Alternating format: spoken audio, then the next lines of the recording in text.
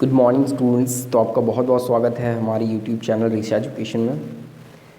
तो क्योंकि बहुत से बच्चे बोल रहे थे कि सर वो वीडियोस काफ़ी लंबा हो रहा है, लाइक 1 आवर का या फिर 40 मिनट्स।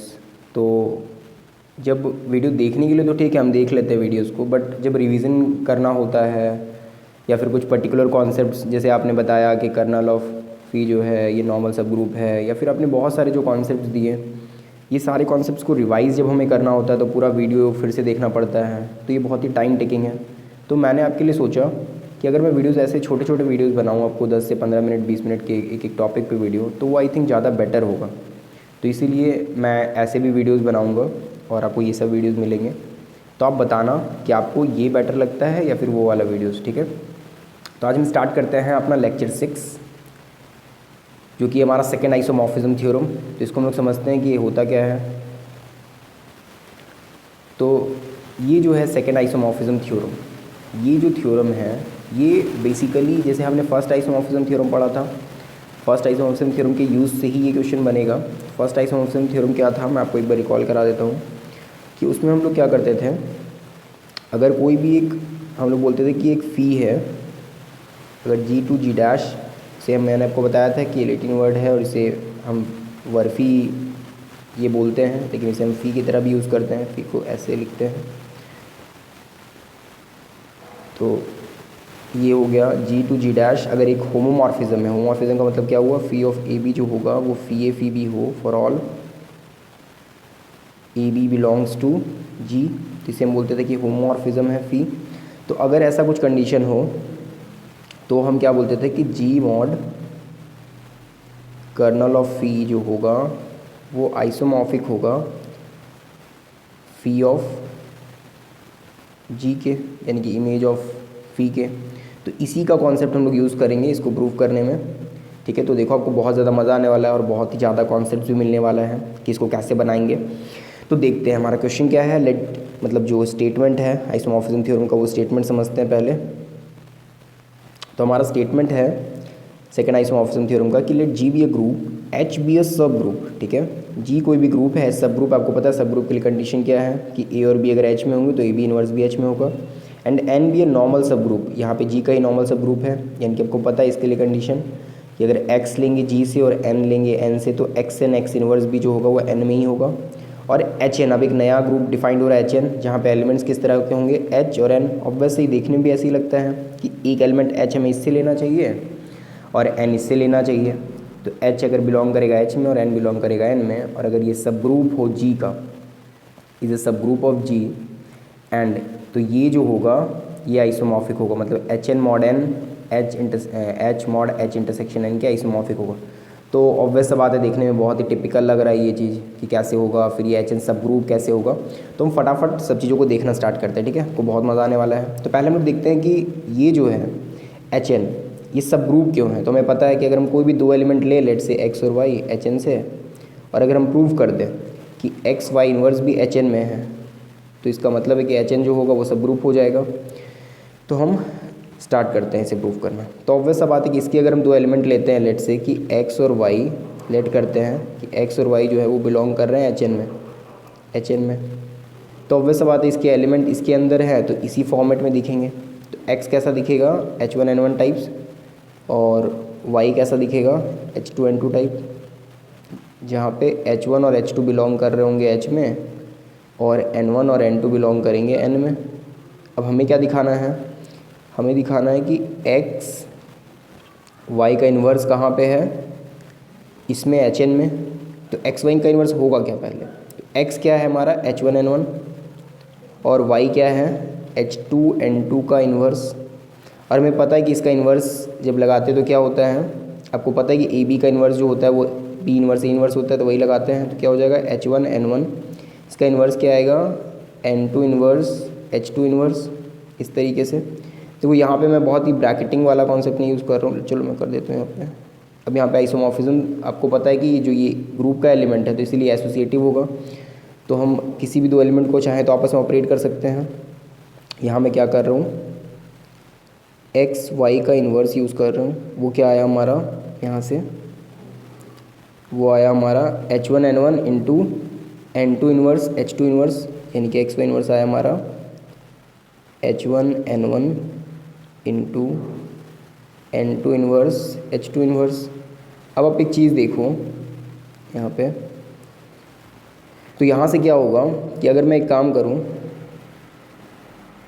तो यहाँ पे ये हो जाएगा H1N1, और ये मैं अगर इन दोनों को इसको पहले इसके साथ ऑपरेट कर दूँ यानी कि N2 इन्वर्स इस तरीके से, और यहाँ पे H2 inverse as it is. चाहूँ तो मैं ये भी कर सकता हूँ या फिर एक और मैं अप्रोच ले सकता हूँ, इस तरीके से भी कर सकते हूँ। H1 को एज इट इज़, इसको भी दोनों को साथ में N1 N2 इन्वर्स और H2 इन्वर्स, ऐसे में कर सकते हो। क्योंकि मैं सोच रहा हूँ कि मुझे इसे कहाँ बिलोंग कराना है, HN में, ठीक है। तो ये HN में कैसे बिलोंग करेगा, तो हमें HN में बिलोंग कराने के अल्टीमेटली करना क्या होगा, हमें ये तो H हमारा है ही H में, इसी अगर हम दिखा दें N में तो हमारा काम हो जाएगा। तो मैं ऐसा कुछ सेट करने की कोशिश कर रहा हूँ। अब देखो ये N1 N2 इन्वर्स, हमें पता है कि N1 कहाँ है N में, N2 भी कहाँ है N में, तो हमें पता है N जो है, N तो सब ग्रुप तो है ही, नॉर्मल सब ग्रुप है इनफैक्ट। तो इसका मतलब कि दो एलिमेंट अगर हम N से लेंगे तो उसका A B इन्वर्स भी N में ही होगा, कि एलिमेंट N में ही होगा।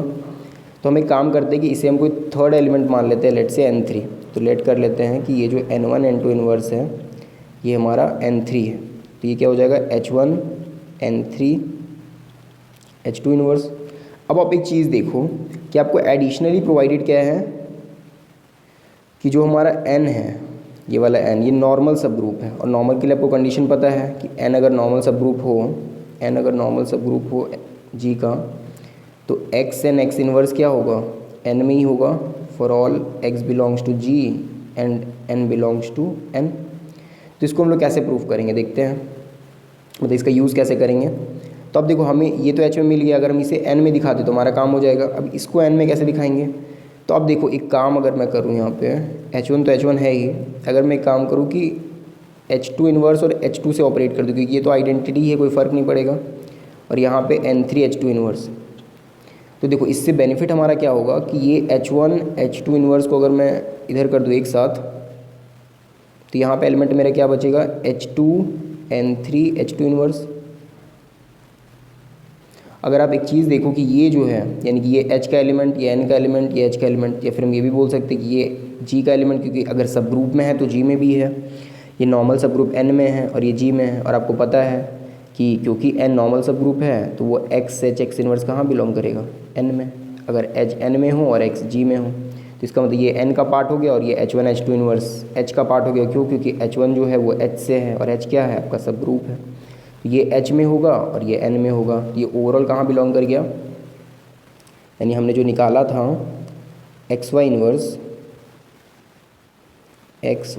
वो कहाँ बिलोंग कर गया, HN में। So that's why we can say कि HN जो है वो HN जो है वो सब ग्रुप है G का। तो ये हमारा प्रूव हो गया, ठीक है। आई होप आपको ये चीज़ समझ में आ गया होगा अच्छे से। अब हम लोग देखते हैं नेक्स्ट।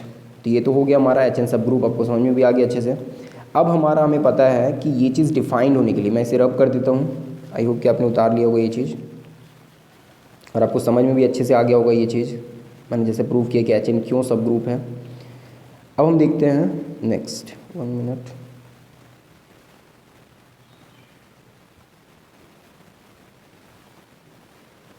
अब हम देखते हैं कि ये वाला, कि ये डिफ़ाइन कैसे होगा। तो मैंने आपको बताया था कि जब भी अगर ये डिफ़ाइंड होगा और ये डिफ़ाइंड होगा, इसका मतलब क्या है कि ये वाला हमारा नॉर्मल सब ग्रुप होगा इसका, तब ये डिफ़ाइंड होगा, और ये वाला इसका नॉर्मल सब ग्रुप होगा, ठीक है। तो मैं जस्ट आपको एक बार हिंट कर देता हूँ, क्योंकि फिर अगर ये वीडियो भी इतना ही बड़ा अगर बनने लग गया, अगर 30 मिनट 40 मिनट का, तो फिर इसका कोई बेनिफिट नहीं होगा। इसलिए मैं जस्ट आपको यहाँ पे आइडिया दे रहा हूँ, आप खुद से भी ट्राई करना, और अगर प्रॉब्लम होगा तो आप मुझे बताना, आपको समझा दूँगा।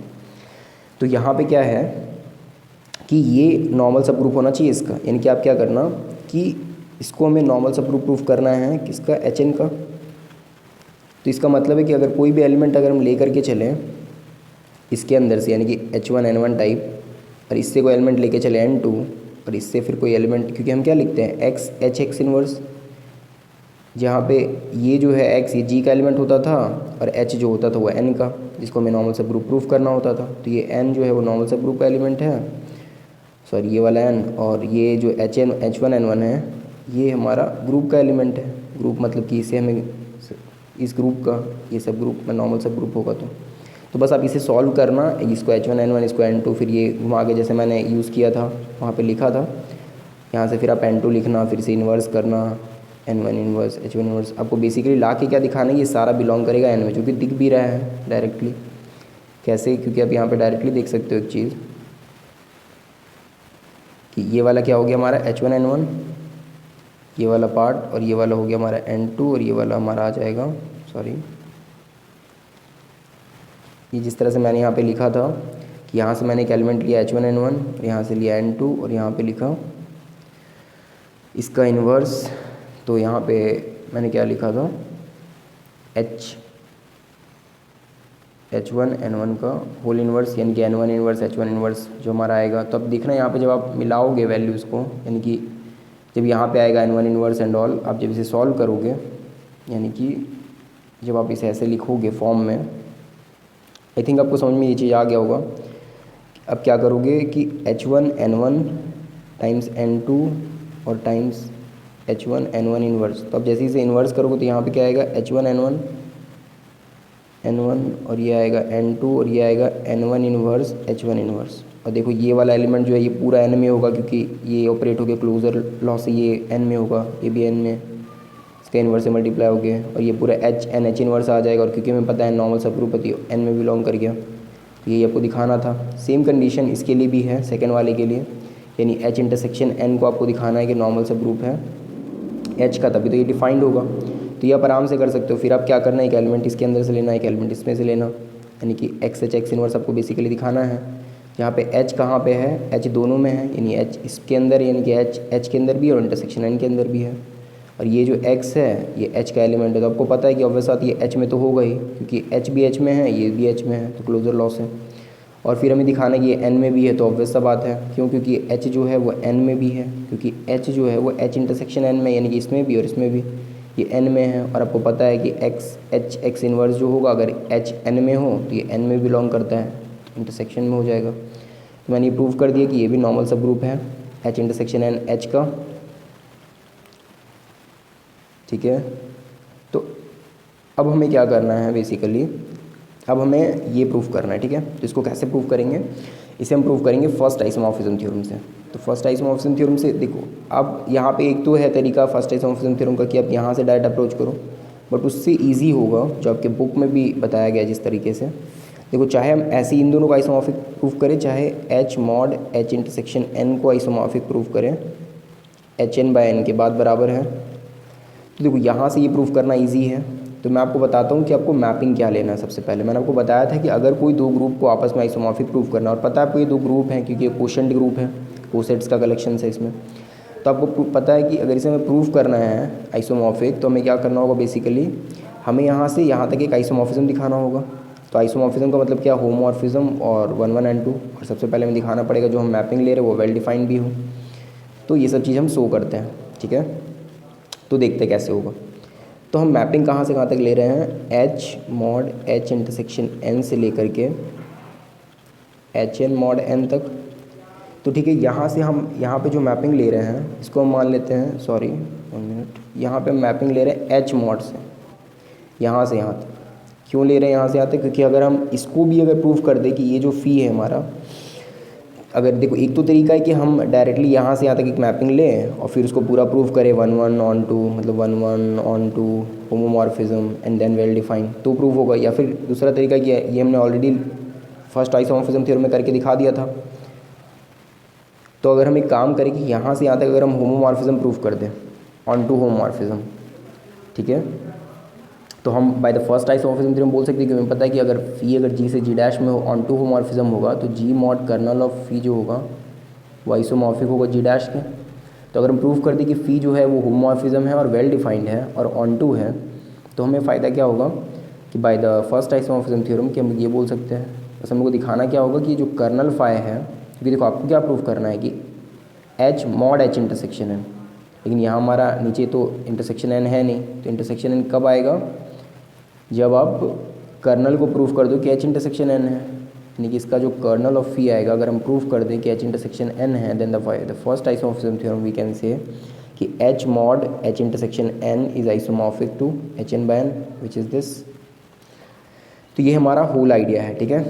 तो इसको हम लोग प्रूफ करते हैं। तो हम फ़ी को डिफ़ाइन कैसे करेंगे, हम फ़ी को डिफ़ाइन करेंगे h से लेकर के HN/N तक, ठीक है। और कैसे डिफ़ाइन करेंगे, तो देखो नेचुरली है, नेचुरली में क्या लग रहा है कि हम कोई भी एक एलिमेंट लें h से और वो कहाँ चला जाए, मतलब इसको हम कहाँ भेजना चाहते हैं, फ़ी h इज इक्वल्स टू, तो देखो यहाँ पे इसके एलिमेंट किस तरह से दिखेंगे, H1 N1, और यहाँ पे ये N को पता है ऐसे डिफाइंड होता है ये चीज़। पर ये पोसेट का एक प्रॉपर्टी होता है कि AH इक्वल्स टू H होगा if and only if A belongs to H।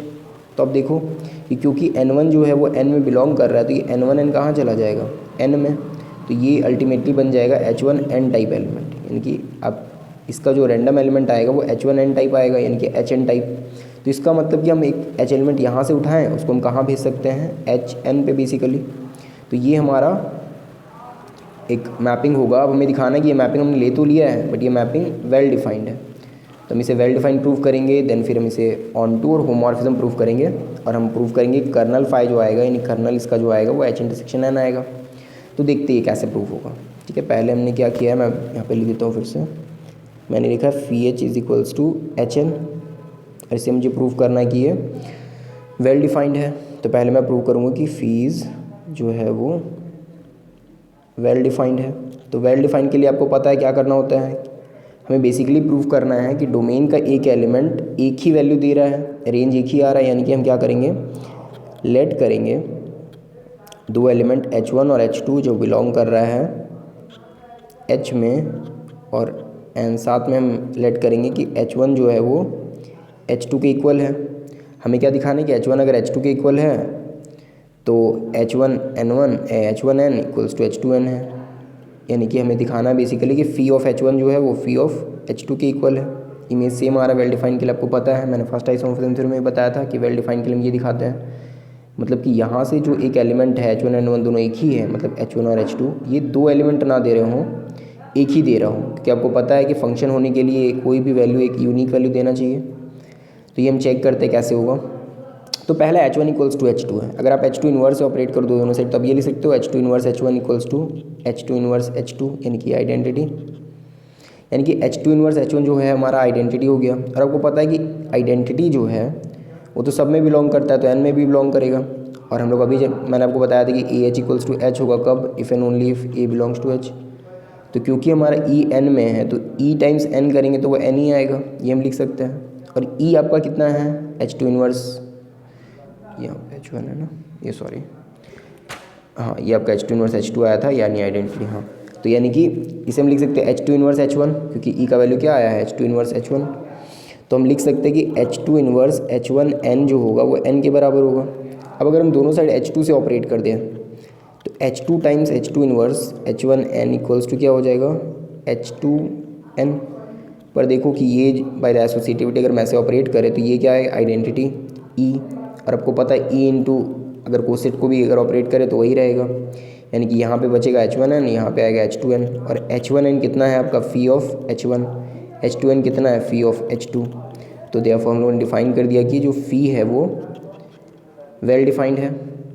तो आई थिंक आपको ये चीज़ समझ में आ रहा होगा अच्छे से, ठीक है। अगर आपको ये नहीं समझ में आ रहा होगा तो आप प्लीज़ कमेंट करके मुझे बताना, ताकि मैं इसे और अच्छे से आपको समझा पाऊँगा, ठीक है। ये सब बहुत ही बेसिक्स है और बहुत ही ज़रूरी है, क्योंकि बच्चों को एकदम नहीं समझ में आता है, इस कारण से उन्हें मज़ा भी नहीं आता है एब्स्ट्रैक्ट अलजेब्रा में, ठीक है। तो मैंने एक इनिशिएटिव लिया है आपको कुछ समझाने का, पढ़ाने का, बताने का। तो आप प्लीज़ कोऑपरेट करना और बताना कि आपको कहीं अगर प्रॉब्लम है तो, ठीक है, क्योंकि मैं आपको दोबारा भी इसको बता सकता हूँ और अच्छे से समझा सकता हूँ आपको जहाँ प्रॉब्लम है। ये हमारा फ़ी वेल डिफाइंड हो गया। अब हमें क्या दिखाना है कि फ़ी तो हमारा वेल डिफाइंड हो गया, अब हमें दिखाना है कि फ़ी जो है वो ऑन टू है। अब हमें पता है कि ऑन टू के लिए हम क्या करते हैं, अगर हमें प्रूव करें कि फ़ी जो है हमारा जो कि है फ़ी H इक्वल्स टू HN, तो हमें दिखाना है कि हर एक, यानी कि फ़ी हमारा कहाँ से कहाँ तक डिफाइंड था, तो ये हमारा डिफाइंड था H से HN/N में। तो हमें दिखाना पड़ेगा इसके हर एक एलिमेंट जो कि HN टाइप दिखेंगे, उसके लिए हमें कोई ना कोई H यहाँ पे मिलेगा, such that phi H equals to HN। तो ये तो ऑब्वियस आपको समझ में आ रहा है। तो हम लोग बोल सकते हैं for all HN belongs to HN/N, क्योंकि इसके हमें पता है रैंडम एलिमेंट इसी तरह के दिखेंगे। There exist H belongs to H such that, हम लोग क्या लिख सकते हैं, phi of H is equals to HN। So therefore phi क्या हो गया हमारा, ऑन टू। तो फ़ी हमारा ऑन टू भी हो गया, वेल डिफाइंड भी हो गया। अब हमें क्या प्रूफ करना है कि फ़ी जो है वो होमोमॉर्फिज्म है। अब फ़ी को होमोमॉर्फिज्म प्रूफ करते हैं। तो देखो फ़ी को होमोमॉर्फिज्म कैसे प्रूफ करेंगे, हमें क्या दिखाना है, दो एलिमेंट अगर हम लेंगे फ़ी ऑफ H1 H2 तो हमें दिखाना पड़ेगा कि ये क्या आएगा, फ़ी ऑफ H1 और फ़ी ऑफ H2, ये हमें टू प्रूफ करना है। तो हम लेते हैं फ़ी ऑफ H1 H2। तो हमें पता है कि H होता तो HN पे जाता, तो H1 H2 कहाँ जाएगा, H1 H2 N पे। और आपको पता है कि ABH को हम लोग AH BH भी लिख सकते हैं by the property of coset. तो यहाँ पे हो जाएगा ये H1N और ये हो जाएगा H2N। और अब आप देखो कि H1N क्या है, यही तो है फ़ी ऑफ H1, और ये H2N क्या है, यही तो है फ़ी ऑफ H2। तो हमारा ये आ गया phi of H1 phi of H2 for all H1 belong, क्योंकि H1 H2 तो हमने रैंडम लिया था, for all H1 H2 belongs to H के लिए। So that's why we can say कि ये जो है हमारा फ़ी of H1 phi of H2, मतलब कि सॉरी फ़ी जो है हमारा वो होमोमॉर्फिज्म है। तो देयरफॉर वी कैन से कि जो फ़ी है हमारा, फ़ी जो है वो होमोमॉर्फिज्म है। अब ये भी प्रूव हो गया हमारा, फिर वेल डिफाइंड भी प्रूव हो गया। वी ऑलरेडी प्रूव्ड कि जो फ़ी है वो ऑन टू है। तो अब हम लोग को फर्स्ट आइसोमॉर्फिज्म थ्योरम निकालने के लिए हम लोग को कर्नल प्रूव करना पड़ेगा कि कर्नल ऑफ फ़ी जो है वो हमारा H इंटरसेक्शन N है। ये प्रूव करेंगे तो काम हो जाएगा। तो देखते हैं, तब इसको मेरे साथ साथ लिखते चलो और समझते चलो और उतारते भी चलो नोट्स कॉपी में। ऐसे मैं आपको उसका नोट भी सेंड कर दूँगा। टेलीग्राम ग्रुप का लिंक आपको डिस्क्रिप्शन में मिल जाएगा, वहाँ से आप टेलीग्राम ग्रुप ज्वाइन कर सकते हो, वहाँ मैं नोट्स आपको भेज दूँगा। तो हम देखते हैं इसको कि इसका कर्नल जो होगा वो ये कैसे आएगा, H इंटरसेक्शन है। तो हम लोग बाय फर्स्ट आइसोमॉर्फिज्म थ्योरम जो हमें चाहिए वो बोल सकते हैं। तो देखते हैं हमारा कर्नल होगा क्या। First of all kernel of phi हम लोग जानते हैं कि वो सारे X बिलोंग करेंगे कहाँ पे, जहाँ से ग्रुप डिफाइंड है, ग्रुप इसमें डिफाइंड यानी कि H में, सच दैट फ़ी ऑफ H कहाँ जाएगा, सॉरी फ़ी ऑफ X हम ले रहे हैं, तो फ़ी ऑफ X कहाँ जाएगा, आइडेंटिटी पे। और इसके लिए आइडेंटिटी क्या, मैंने आपको बताया था कोसेट के लिए आइडेंटिटी N होता है। ये जो N होता है वो कोसेट के लिए आइडेंटिटी की तरह बिहेव करता है। क्यों, क्योंकि आपको पता है कि G मॉड जब H हम लिखते हैं तो इसके एलिमेंट किस तरह के होते हैं, X प्लस H टाइप, यानी या फिर वो डिपेंड करता है कि ग्रुप G का ऑपरेशन क्या है, या तो ये इस तरह के होंगे या फिर XH टाइप होगा। तो देखो हमें पता है कि हमें ऑब्वियसली भी क्या लगता है कि आइडेंटिटी कौन देगा, या फिर मैं आपको इसको प्रूव करके बताया तो आपको अच्छे समझ में आ जाएगा। हमें पता है कि आइडेंटिटी क्या होता है, बी को हम आइडेंटिटी बोलेंगे ए का, कब, जब ए और बी को अगर हम ऑपरेट करें तो ए ही आए बदले में। तो अब आप देखो यही सेम चीज़ हमारा कोसेट के साथ कब होगा, यानी कि मान लो कि ए एच एक एलिमेंट है और एक एलिमेंट बी एच है, इसको हम लोग बोलेंगे कि ये जो है ये आइडेंटिटी है कब, जब ए एच बी एच क्या दे, ए एच दे बदले में। तो अब देखो ए एच बी एच को हम क्या लिख सकते हैं, ए बी एच क्या दे, ए एच दे। अब सोचो A B H A H दे, इसका मतलब क्या है, रफली हम लोग बोल सकते हैं कि ए बी जो हो वो क्या दे, ए दे। या तो ये बोल सकते हैं या फिर हम ए इनवर्स से ऑपरेट कर सकते हैं दोनों साइड। तो ए इनवर्स से ऑपरेट करेंगे तो क्या आएगा, A inverse A B H equals to H, और यहाँ पे कुछ नहीं है तो आइडेंटिटी आप ऐसे भी लिख सकते हो क्योंकि ए इनवर्स से आप दोनों साइड ऑपरेट कर रहे हो, तो यहाँ पे तो आइडेंटिटी आएगा। तो यहाँ पे क्या आ जाएगा, ए इनवर्स ए आइडेंटिटी, तो B H equals to H. तो हम क्या बोल सकते हैं कि बी जो होगा वो बिलोंग करेगा एच में, तभी ये चीज़ पॉसिबल है। और ये जो हमारा एच होगा इट बिहेव्स लाइक आइडेंटिटी, क्योंकि देखो यहाँ पे हम क्या बोल सकते हैं कि B H equals to H, जब मतलब कोई भी एलिमेंट जो होगा अगर ये इसके अंदर आ जाए, तो मैंने क्या बताया कि ए एच का जो A H B H equals to H कब दे रहा है, if and only if B अगर बिलोंग करने लग जाए एच में। और हमें पता है कि जैसे बी अगर एच में बिलोंग करने लग जाएगा तो बी एच को मैच लिखेंगे। ऐसे में हमें पता है कि इन्वर्स किसी का भी यूनिक होता है ग्रुप जो होता है, तो उस बी एच के लिए हम अलग अलग नोटेशंस यूज़ नहीं करेंगे, एच की तरह यूज़ करेंगे। तो एच जो होगा it will behaves like sorry यहाँ पे एस था, तो इट बिहेव्स लाइक आइडेंटिटी। सो हम लोग बोल सकते हैं कि ये जो होगा ये आइडेंटिटी होगा। किसी भी क्वोशेंट के लिए जो नीचे वाला पार्ट होता है वही बिहेव करता है उसका आइडेंटिटी की तरह। तो अब हम लोग देखते हैं वो सारे x belongs to h such that phi of x को हम लोग क्या लिख सकते हैं। तो हमें पता है कि हमने कैसे डिफाइन किया था ऑपरेशन, फ़ी ऑफ h कहाँ जा रहा था, hn में, तो x कहाँ जाएगा, xn में इक्वल्स टू n। पर मैंने अभी आपको बताया कि A H equals to H होगा कब, इफ़ एंड ओनली इफ़ जब ए बिलोंग करेगा एच में। तो इसका मतलब क्या है कि X N equals to N होगा कब, यानी x तो बिलोंग कर रहा है h में, सच दैट यहाँ से क्या आएगा x बिलोंग्स टू n। तो इसका मतलब x h में भी होगा और x n में भी होगा। और आपको पता है x अगर h में भी हो और x अगर n में भी हो तो इसको हम लोग क्या बोल सकते हैं कि x बिलोंग करेगा h इंटरसेक्शन n में, दोनों में है। और आपको पता है जब ये कंडीशन हो इसका मतलब क्या है, इसे हम ओवरऑल क्या लिख सकते हैं, कर्नल ऑफ f को h इंटरसेक्शन, क्योंकि वो सारे x हैं h के, सच दैट x n में भी यानी कि x h इंटरसेक्शन n में है। So that's why we can see कि कर्नल ऑफ फाई जो आ रहा है वो h इंटरसेक्शन n है। अब आप एक चीज़ ध्यान से समझो, अब कर्नल हमारा आ गया h इंटरसेक्शन n, तो अब हम फर्स्ट आइसोमॉर्फिज्म थ्योरम से क्या बोलेंगे, क्योंकि हम जानते हैं कि अगर फी g से g डैश में अगर कोई होमोमॉर्फिज्म हो तो g mod kernel of phi जो होगा वो आइसोमॉर्फिक होता है g डैश के, जब ये जो फी हो ये ऑन टू होमोमॉर्फिज्म। हमने ऑलरेडी प्रूव कर दिया यहाँ से यहाँ तक जो फी हमने डिफाइन किया था वो ऑन टू होमोमॉर्फिज्म है। और कर्नल ऑफ फाई जो आ रहा है वो क्या आ रहा है, h इंटरसेक्शन n। तो by the first isomorphism theorem, क्योंकि देखो g की तरह कौन बिहेव कर रहा है यहाँ पे, ये वाला h, और g डैश की तरह ये, तो g मॉड कर्नल फाई है। तो g कितना है हमारा, g है हमारा h और कर्नल कितना है h इंटरसेक्शन n। ये आइसोमॉर्फिक किसके हो जाएगा, g डैश हमारा क्या है यहाँ पे, g डैश है हमारा hn मॉड n। तो हम लोग बोल सकते हैं by the first isomorphism theorem, by first isomorphism theorem, ये जो होगा ये दोनों आपस में आइसोमॉर्फिक होगा। तो ये हमारा प्रूव हो गया। मैंने आपको बहुत ही अच्छे से डिटेल्ड में इसको सॉल्व करके बताया और आई थिंक आपको बहुत कुछ सीखने को मिला होगा और मज़ा आया होगा इसको समझ करके। मैं जस्ट आपको अगर ये याद ना रहे तो इसके लिए एक ट्रिक होता है, तो मैं आपको ट्रिक बताता हूँ, इसे हम लोग डायमंड आइसोमॉर्फिज्म थ्योरम भी बोलते हैं इसी चीज़ के कारण। ये ट्रिक क्या है कि अब यहाँ पे रखो ये g है, hn हमें पता है कि कोई भी सब ग्रुप होता है, अगर इसे मैं hn को स्प्लिट कर दे दो पार्ट में तो यहाँ क्या आएगा, एक h और एक n, दो पार्ट में तोड़ दिया। और इससे भी रिफाइंड अगर हम करें तो क्या होगा, ऐसा सब ग्रुप बनता है हमें पता है जो कि दोनों में हो h इंटरसेक्शन n। देखो ये h इंटरसेक्शन n क्या है, इसका भी सब ग्रुप है, इसका भी सब ग्रुप है। ये अप्रूव कर सकते हो बहुत ईजिली कि h इंटरसेक्शन n जो है वो h का भी सब ग्रुप है, इसका भी सब ग्रुप है। ठीक है, तो अब देखो ये हो गया। और आपने पढ़ा भी है बीएससी में कि अगर दो सब ग्रुप होते हैं h और n तो h इंटरसेक्शन n जो होता है वो भी सब ग्रुप होता है। यूनियन तभी होता है जब एक सब ग्रुप दूसरे के अंदर कंटेंट करे, तो वही चीज़ है ये। तो अब आप एक चीज़ देखो कि यहाँ सबको करना क्या है कि h by h intersection n, यहाँ पे ये इसको डिवाइड करना है, इसको इसके डिवाइड करना, और ये दोनों आपस में आइसोमॉर्फिक हो जाएंगे। कैसे, h mod h intersection n is isomorphic to h n mod n। देखो यही चीज़ होता है। तो यहाँ से भी आप याद रख सकते हो इस डायमंड फिगर से। फिर भी 27 मिनट हो गए। नेक्स्ट टाइम से मैं कोशिश करूँगा कि वीडियो का लेंथ थोड़ा और छोटा हो, तो आप मुझे बताना कि ये कैसा था। अब इसके आगे हम थर्ड आइसोमॉर्फिज्म थ्योरम देखेंगे और फिर इसके बाद हम एक आपका वीबीयू में जस्ट आपके नेक्स्ट ईयर जो 2019 में आपका एग्ज़ाम हुआ था BBMQ में क्वेश्चन आया था जो मैंने आपको बताया नॉर्मल सब ग्रुप उसके बेस पे। एंड दैट क्वेश्चन वाज कि AN जो होता है वो नॉर्मल सब ग्रुप होता है SN का, ये इक्वल तो नहीं होते हैं। तो ये हमें प्रूफ करना है कि AN इज़ ए नॉर्मल सब ग्रुप ऑफ SN। तो इसका मैं आपको कॉन्सेप्ट दूंगा दो तरीके से, तो आपको बहुत ही ज़्यादा मज़ा आएगा।